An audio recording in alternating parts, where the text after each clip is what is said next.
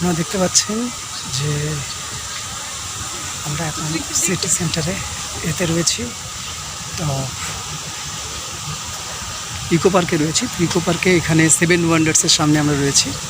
তো এখানে আপনাদের পুরো এই ইকো পার্কটা ঘুরে দেখাবো।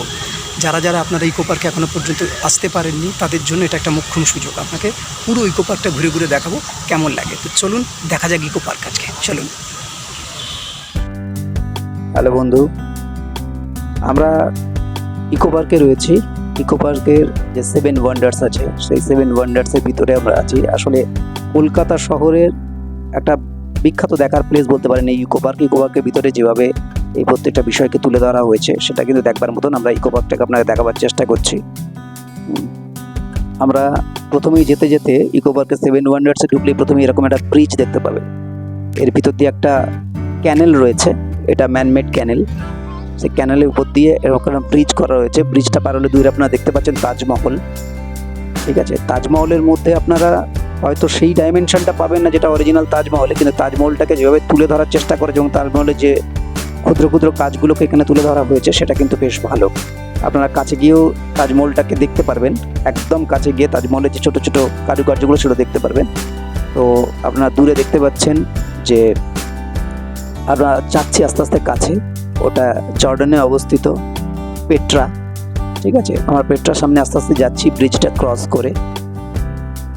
যেতে যেতে আপনারা বিভিন্ন জিনিস চোখে পড়বে, কিন্তু আস্তে আস্তে আমরা চেষ্টা করব এই প্রত্যেকটা বিষয়কে তুলে ধরার বা বলবার আপনাদের সামনে।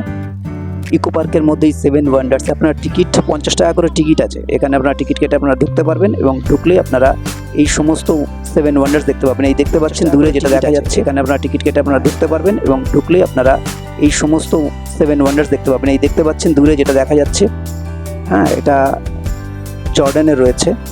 এটাকে রোজ সিটিও বলা হয় কারণ পিঙ্ক পাথরের তৈরি এটা। আপনারা দেখতে পাচ্ছেন কালারটাকে ওরকম সেম আনবার চেষ্টা করা হয়েছে। আমরা এই পেট্রার ভিতরে প্রবেশ করব আস্তে আস্তে, এবং পেট্রার ভিতরে যে জিনিসগুলো, যে স্কাল্পচারগুলো রয়েছে সেই স্কাল্পচারগুলোকে এখানে তুলে ধরবার চেষ্টা করা হয়েছে। সেই জিনিসগুলো কেমন লাগে সেটাকে আপনারা দেখতে পাবেন, আমরা নিয়ে যাব। আসলে কলকাতা শহরে এই জিনিসটা কিন্তু ভালো। যারা এখনো পর্যন্ত এই আমাদের সারা পৃথিবীর বিভিন্ন জায়গায় যে 7 ওয়ান্ডার্সগুলো আছে সেগুলোকে সব অ্যাকুমুলেট করে একটা জায়গায় নিয়ে আসা হয়েছে। মানে অনেকের তো বিভিন্ন জায়গায় বিভিন্ন দেশ ঘোরা সম্ভব নয়। 50 লাখ টাকা দিয়ে সে জায়গায় 50 টাকার টিকিট কেটে আমরা সব দেখতে পাবো এখানে। ঠিক আছে, তো 50 টাকার টিকিটের মধ্যেই আমাদের এই সারা বিশ্বকে ঘোরার একটা অভিজ্ঞতা আমরা পাবো। ফলত যারা আপনারা এখনো পর্যন্ত ইকো পার্কে আসেননি, সেটা নিউ টাউনের মধ্যে পড়ছে, তো আপনারা এসে কিন্তু যারা যারা এখনো দেখেননি তারা কিন্তু দেখে যেতে পারেন। তো আমরা এগোবো, আস্তে আস্তে দেখাবার চেষ্টা করছি। এই যে, এবং ঠিক এই জর্ডানের অর্থাৎ আপনার পেট্রার ঠিক অপোজিটে কিন্তু একটা ফুড কোর্ট রয়েছে, আপনারা দেখতে পাচ্ছেন। এটা ক্যাফে একান্তের, মানে একদম হিটকোর। এই পুরো ইকো পার্কের যে সমস্ত জিনিসগুলো আপনারা দেখতে পাচ্ছেন সব হিটকোর তৈরি। হিটকোর আন্ডারই আছে, এর মেনটেন্যান্সও হিটকোই করে। তো এই ক্যাফে একান্তে এটা কিন্তু হিটকোর নিজস্ব। ঠিক আছে, এখানে যে খাবারের ভ্যারাইটিগুলো আছে আপনারা দেখতে পাবেন। এখানে বিভিন্ন ভেজিটেবল চপস রয়েছে, আপনার বিভিন্ন স্যান্ডউইচ রয়েছে, আরও বিভিন্ন খাবারপত্র আপনারা পাবেন এখানে। এখানে বসে খাওয়ার জায়গা রয়েছে, দেখতে পাচ্ছেন সবাই খাচ্ছে বসে। এবং এপাশ থেকে আপনারা দেখেছেন যেভাবে তৈরিটা করা হয়েছে, এটা একটা বেশ পাথরের ওই রোজ সিটির যে স্ট্রাকচার, সেই স্ট্রাকচারের মধ্যেই তৈরি করা হয়েছে। এখানে বসে আপনারা খেতে পারেন। ঠিক আছে, উল্টো দিকে মেট্রো স্টেশন আপনারা দেখতে পাচ্ছেন। তো এই মেট্রো স্টেশন এখন সেক্টর 5 পর্যন্ত চালু হয়েছে। এই মেট্রো স্টেশনটা এখনো চালু হয়নি। তো কিছুদিন পরে আপনারা এই মেট্রো করেই ডাইরেক্ট আসতে পারবেন। শিয়ালদা থেকে মেট্রো যদি আপনারা ওঠেন, সেটা কিন্তু এই সিটি সেন্টার 2 এর সামনে নামাবে। এখানে কোনো মেট্রো স্টেশনে কোনো দেওয়া হয়নি, স্টেশন তৈরি করা হয়নি, শুধু রোডটাই রয়েছে। এর নেক্সট স্টপেজ হচ্ছে সিটি সেন্টার। সেখান থেকে আপনারা অটো পাবেন, সেই অটো ধরে আপনারা চলে আসতে পারবেন একদম আমাদের ইকো পার্কে। 20 টাকা করে ভাড়া নেয় অটোতে পার হেড। এরপর আপনারা দেখতে পাচ্ছেন এখানে প্রত্যেকটি মূর্তি, এখানে আলাদা করে স্কাল্পচারগুলোকে আপনারা দেখুন, যেভাবে প্রত্যেকটা স্কাল্পচারে কিন্তু আলাদা আলাদা করে একটা রয়েছে। ঠিক আছে, মোয়াই স্ট্যাচুস। ঠিক আছে, এইগুলো প্রত্যেকটার তখনকার সময় ভেবে দেখুন, আজ থেকে এত বছর আগে, প্রায় মানে 1250 থেকে 1500 শতাব্দী, ঠিক এই সময়ের যেই স্ট্যাচুসগুলো, এখানে বিভিন্ন এক্সপ্রেশনগুলোকে কীভাবে তুলে ধরা হয়েছে দেখুন। ইস্টার্ন ইসল্যান্ড ইন ইস্টার্ন পলিনেশিয়াতে তৈরি এটা। এই মানে স্থাপত্যগুলো রয়েছে, তো সেইখানকার বিভিন্ন স্ট্যাচুসগুলোকে এখানে বানানো হয়েছে। এটাও কিন্তু সেভেন ওয়ান্ডার্সের মধ্যে পড়ে, ঠিক আছে। এরপর আমরা সরাসরি চলে আসব তাজমহলের দিকে। তো তাজমহল নিয়ে তো বিশেষ কিছু বলার নেই, আপনারা তো জানেন যে মমতাজের মৃত্যুর উদ্দেশ্যে শাহজাহান এটা তৈরি করেছিল, এবং এটা অ্যাকচুয়ালি কিন্তু একটা কবরস্থান, ঠিক আছে। এবং এই কবরস্থানটাকে এমনভাবে তৈরি করা হয়েছে যে সূর্যের আলো কিন্তু বিভিন্ন দিক দিয়ে মানে এটাকে রিফ্লেক্ট করে, ঠিক আছে। এর বিভিন্ন দিক দিয়ে এটাকে রিফ্লেক্ট করে, সেই রিফ্লেকশনটার মেজারমেন্টটা হয়তো এখানে পাবেন না, কিন্তু স্থাপত্য যেটা আছে সেই স্থাপত্যটা কিন্তু তুলে ধরা হয়েছে। ফলে আগ্রার একটা ফ্লেভার কিন্তু আপনারা এখানে পাবেন যেভাবে তুলে ধরা হয়েছে। এর সামনে একটা জলের জায়গাও করা হয়েছে, মানে যেখানে ফোয়ারা ওঠে কনস্ট্যান্টলি, সেই ফোয়ারা যেটা অরিজিনাল আছে আমাদের আগ্রাতে সেটাও আপনারা দেখতে পাবেন। তাজমহল আমরা সেটাও দেখাবার চেষ্টা করব। দূর থেকে তাজমহলের ভিউটা কীরকম দেখতে পাচ্ছেন, সামনে সবুজ ঘাস, তার মধ্যে দিয়ে একটা সাদার সাথে সবুজের যে কম্বিনেশন সেটা কিন্তু একটা অসাধারণ লাগছে। আপনারা দূর থেকে আমরা দেখাবার চেষ্টা করছি দূর ভিউ দিয়ে। এই যে ফোয়ারাগুলো দেখতে পাচ্ছেন, এই ফোয়ারাগুলো এমনভাবে তৈরি করা রয়েছে যে ফোয়ারা সামনে দিয়ে যদি আপনারা দেখেন তাজমহলটাকে জলের ফোয়ারার মধ্যে দিয়ে, সেটা কিন্তু একটা অন্যরকম লাগবে, সেটাও আমরা দেখাবার চেষ্টা করি। তো চলুন আমরা আগ্রায় যাওয়ার আগে একটু জর্ডন থেকে ঘুরে আসি, সেখানে পেট্রার ভিতরে আমরা ঢুকবো, ঠিক আছে। এটা যেহেতু পিঙ্ক মার্বেল দিয়ে তৈরি করা হয়েছে, তো এটাকে রোজ সিটিও বলা হয়। মানে পেট্রাকে অনেকটা মানে দেখলে আপনাদের এই যে স্থাপত্যটাকে দেখলে যেভাবে পিঙ্ক পাথর দিয়ে তৈরি করে, সেই জন্য এটাকে পিঙ্ক সিটিও বলা হয় সেটার জন্য পেট্রাকে। তো পরবর্তীকালে এটা অবহেলার কারণে এটা ধীরে ধীরে ক্ষয়প্রাপ্ত হচ্ছে, যেটা আমাদের বিভিন্ন হেরিটেজ আমাদের ভারতবর্ষ যেভাবে ক্ষয়প্রাপ্ত হচ্ছে ধীরে ধীরে অবহেলার জন্য। তো যাই হোক, আমাদের যে ভিতরে স্থাপত্যগুলো দেখতে পাচ্ছেন, এই স্থাপত্যগুলো কিন্তু আপনারা দেখতে পাবেন যদি আপনারা জর্ডনে যান। অরিজিনালি এই স্থাপত্যটা রয়েছে। তো অনেকে যাদের জর্ডনে যাওয়ার এই মুহূর্তে সম্ভব হচ্ছে না, তারা কিন্তু ইকো পার্কে এসে সেই জর্ডনের স্বাদটা কিন্তু আপনারা নিয়ে নিতে পারেন এইখানে। তো আপনারা দেখুন আস্তে আস্তে এর বাইরে ভিতরে, এখান থেকে আপনারা দেখতে পাচ্ছেন পিরামিড দেখতে পাচ্ছেন, ঠিক আছে। তো আমরা দেখানোর চেষ্টা করছি যে কিভাবে এই স্থাপত্যগুলো তৈরি করা যায়। এর যে ডিজাইনগুলো দেখেছেন, প্রত্যেকটা ডিজাইন কিন্তু ইউনিক, ঠিক আছে। এখানে কোনো স্ট্রেট লাইন কিন্তু আপনারা সেভাবে পাবেন না। দেখুন প্রত্যেকটা জায়গায় প্রতিটা ওয়ালে কীভাবে নিখুঁত কাজকর্মগুলো করা হয়েছে। তার মানে ভেবে দেখুন যে এত শতাব্দী আগে মানুষ তাহলে কত নিখুঁতভাবে এই কাজকর্মগুলো করতো। 300 BC, বুঝতে পারছেন? সেই সময় দাঁড়িয়ে মানুষের হাতের কাজ দেখুন। ফলত সেই সময় যে আর্টিস্ট যারা ছিল তারা কত উন্নত মানের ছিল সেটা দেখে বোঝা যায় এই সমস্ত স্থাপত্যগুলোর দিকে আমরা যদি একটু চোখ রাখি। তো দেখেছেন প্রত্যেকটা ওয়ালে কি সুন্দর নিখুঁত কাজ করা। আবার এর পাশ থেকে যে মেট্রো দেখতে পাবেন, ওটা অরিজিনাল জর্ডনে দেখতে পাবেন না, এটা কলকাতাতে দেখতে পাবেন, ঠিক আছে। তো আপনাদের এই যে দেখুন এইখানে প্রত্যেকটা স্থাপত্যের গায়ে যেভাবে ছবি আঁকা হতো সেই সময়, এবং সেই ছবিগুলো কত ইউনিক হতো সেটা। এবং সেখান থেকে জর্ডন থেকে বেরিয়ে আমরা ধীরে ধীরে চলে যাচ্ছি ব্রাজিলে। এরপর আমরা ব্রাজিলে ঢুকছি, ঠিক আছে। ব্রাজিলের রিও দা জেনেরিওতে ঢুকছি। সেখানে আপনারা দেখতে পাবেন ক্রাইস্ট দ্য রিডিমারের যে স্ট্যাচুটা রাখা রয়েছে, এটা জাস্ট লাইক ক্রাইস্টের একটা স্কাল্পচার আপনারা দেখতে পাবেন, ঠিক আছে। এটা রিপ্রেজেন্ট করছে সেই জায়গাকার মডার্ন সোসাইটিকে, ঠিক আছে, জাস্ট লাইক জিজাস। দেখুন আপনারা দেখতেই পাবেন। তো এটা পিওর মানে যিশুর ছবি কিনা আপনারা ঠিক মানে এইভাবে নিখুঁতভাবে বলা যায় না, তবে জাস্ট লাইক জিজাসের যে পশ্চার, সেই পশ্চার মানে সবাইকে যে শান্তির বাণী ছড়াচ্ছেন সেই ব্যাপারটা এইখানটা এই স্কাল্পচারের মধ্যে দিয়ে কিন্তু আপনারা দেখতে পাবেন, ঠিক আছে। এটা এই জিনিসটা, এই যে আর্মস যেটা ছড়িয়ে রয়েছে হাতটা, মানে এটা যেন এই মডার্ন সোসাইটিকে প্রোটেক্ট করছে। যিশু যেভাবে মডার্ন সোসাইটিকে, সাধারণ মানুষকে যেভাবে প্রোটেক্ট করেছিলেন। এরপরে আমরা বলেছিলাম যে এই জলের মধ্যে দিয়ে, ফোয়ারার মধ্যে দিয়ে তাজমহলটা দেখুন কত সুন্দর দেখতে লাগছে, জলের মধ্যে দিয়ে ফোয়ারা। এই ফোয়ারাগুলো তো জানেন তো, রাত্রিবেলা গেলে আপনারা এর মধ্যে বিভিন্ন লাইট ইউজ করা হয়, এবং এই তাজমহলের মধ্যেও কিন্তু এমন লাইট সেট করা রয়েছে যেখান থেকে কিন্তু পুরো কালারিং দেখায়, এটা অন্যরকম দেখায়। কিন্তু এটা যেহেতু সকালবেলা, লাইটগুলো এখনো স্টার্ট হয়নি, ঠিক আছে। তো আপনারা দেখতে পাচ্ছেন। এরপরে আমরা ধীরে ধীরে ধীরে ধীরে এই জায়গা থেকে ছেড়ে আমরা আরও এগোবো সেভেন ওয়ান্ডার্সের বিভিন্ন জিনিসের দিকে। এবার আমরা সোজাসুজি চলে যাচ্ছি একদম তাজমহলের কাছে। দেখুন তাজমহলের গায়ে যে নকশাগুলো করা রয়েছে, এখানেও সেই হুবহু নকশাগুলোকে আনবার চেষ্টা করা হয়েছে। এখানে আরবি ভাষায় বিভিন্ন বিষয় লেখা রয়েছে, অর্থাৎ দোয়া বা সেই সমস্ত মানে মমতাজের শাহজাহানের মমতাজের প্রতি যে প্রেম ছিল, সেই প্রেমের কিছু হয়তো বাণী। আরবিটা সেভাবে বোঝা যাচ্ছে না, যারা আপনারা আরবি জানেন তারা হচ্ছে এই লেখাগুলো পড়তে পারবেন, বুঝতে পারবেন। দুটো কলোজিয়াম দেখতে পাচ্ছেন রোমে, যেটি অবস্থিত, ঠিক আছে। এইখানে এইটা নিয়ে অনেক গল্প আছে, এই গল্পটা আমরা একটু পরে বলছি আপনাদেরকে, কিন্তু দূর থেকে দেখে নিন এই কলোজিয়াম।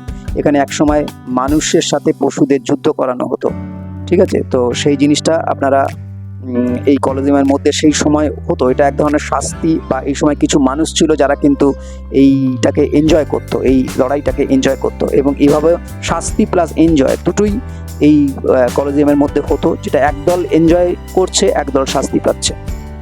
চলুন এবার সরাসরি আমরা ইটালি থেকে চলে যাই চীনে। মানে সারা পৃথিবী ঘোরা হচ্ছে একরকম, একটা জায়গার মধ্যে 50 টাকার টিকিট কেটে। তো আপনারা যারা দেখেননি তারা আসুন। এটা সেই বিখ্যাত চীনের প্রাচীর। এরকম কথিত আছে যে আমরা যদি চাঁদ থেকে দেখি পৃথিবীকে, তো সেখান থেকে নাকি চীনের প্রাচীরটাকে দেখা যায়। তো সেই চীনের পাঁচিলের একটা সংস্করণে আমরা ঢুকছি। সেই চীনের প্রাচীরের উপর দিয়ে আমরা এখন হাঁটছি, বুঝতে পারছেন? এখানে সব সেলফি তুলছে, বিভিন্নভাবে দাঁড়িয়ে উপভোগ করছে। কিন্তু একটা সময় ছিল চীনকে প্রোটেক্ট করার জন্য এই প্রাচীর তৈরি করা হয়েছিল। তো আমরা সেই চীনের প্রাচীরের মধ্যে ঢুকছি ধীরে ধীরে ধীরে ধীরে।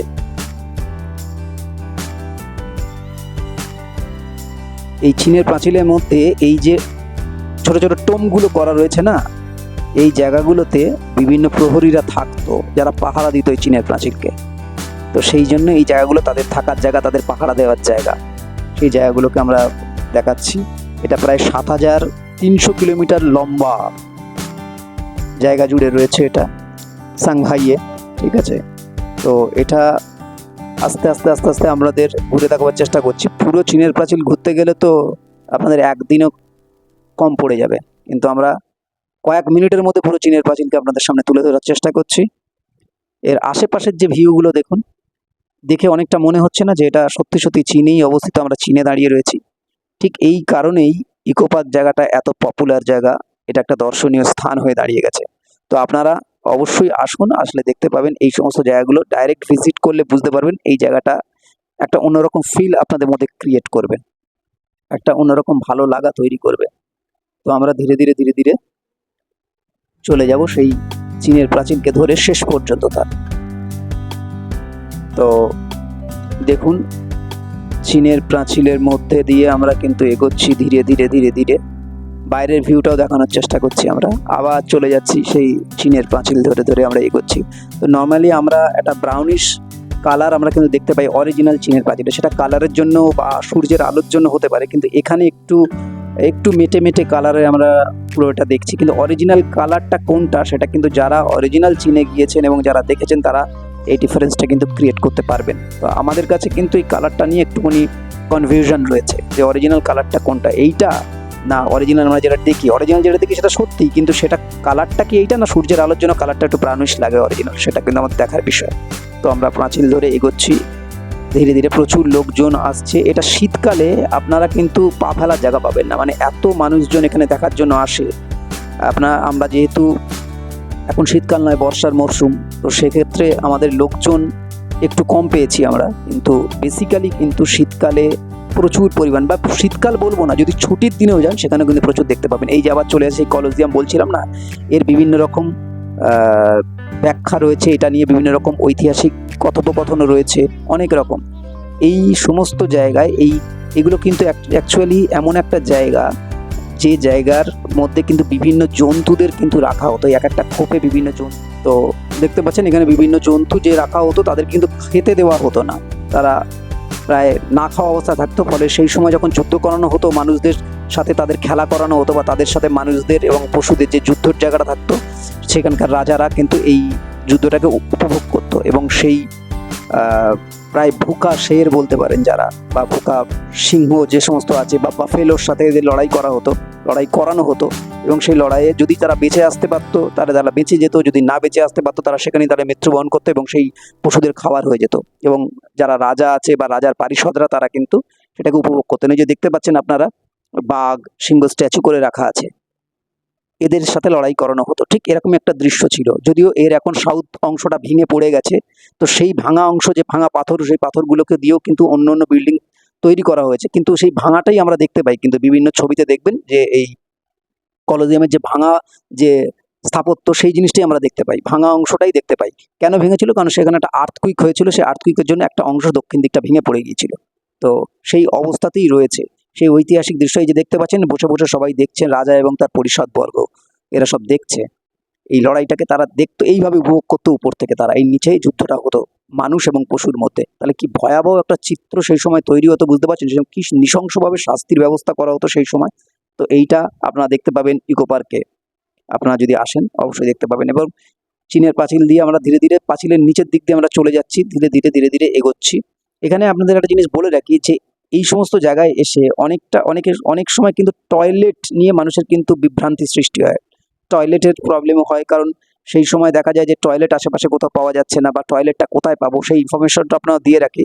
আমরা ধীরে ধীরে চলে যাচ্ছি, ওই যে দূরে দেখতে পাচ্ছেন একটা ঠিক নেপালের যে সমস্ত কারুকার্য থাকে না, যে ধরনের ওদের ঘরবাড়িগুলো তৈরি হয় ঠিক সেরকম আদলেই তৈরি। এটা কিন্তু একটা টয়লেট, পাবলিক টয়লেট। এখানে আপনারা 5 টাকার বিনিময় কিন্তু এখানে জেন্টস এবং লেডিস দুটো টয়লেটই আছে, আপনারা এখানে ইউজ করতে পারেন আপনারা সেটা। তো এটা এই জন্যই জানিয়ে রাখলাম, 7 ওয়ান্ডার্সের ভিতরে এই টয়লেটটা কিন্তু রয়েছে। আপনারা যারা চাইবেন তো চীনের পাঁচিলে পাশ দিয়ে শেষ পর্যন্ত 7 ওয়ান্ডার্স আপনাদের সামনে যতটা সম্ভব দেখাবার চেষ্টা করলাম। একদিনে ইকো পার্ক দেখা সম্ভব নয়, তাই যতটা সম্ভব দেখানোর চেষ্টা করলাম। 7 ওয়ান্ডার্স বাদেও ইকো পার্কে অনেক জিনিস আছে, সেগুলো আপনারা দেখতে পাবেন, আমরাও দেখাবার চেষ্টা করব নেক্সট ভিডিওতে। তো আপাতত এইখান থেকে টয়লেটটা আপনাদের দেখালাম, দেখি আমরা বেরিয়ে পড়ছি ধীরে ধীরে 7 ওয়ান্ডার্স থেকে। ওয়ান্ডার্স আমরা দেখা কমপ্লিট করলাম, দেখা কমপ্লিট করে আমরা বেরিয়ে পড়েছি। এরপর আমরা পুরো ইকো পার্কটাকে ঘুরবো এবং সেই ইকো পার্কটা কেমন লাগে সেটা আপনাদের ঘুরে ধরে দেখাবো। সন্ধে প্রায় হয়ে আসছে, ফলত ইকো পার্কের শোভা কিন্তু একদম অন্যরকম হয়ে যেতে চলেছে। তো ওয়েট করুন, ইকো পার্কটাকে এবার ঘুরে আমরা দেখাবো, চলুন।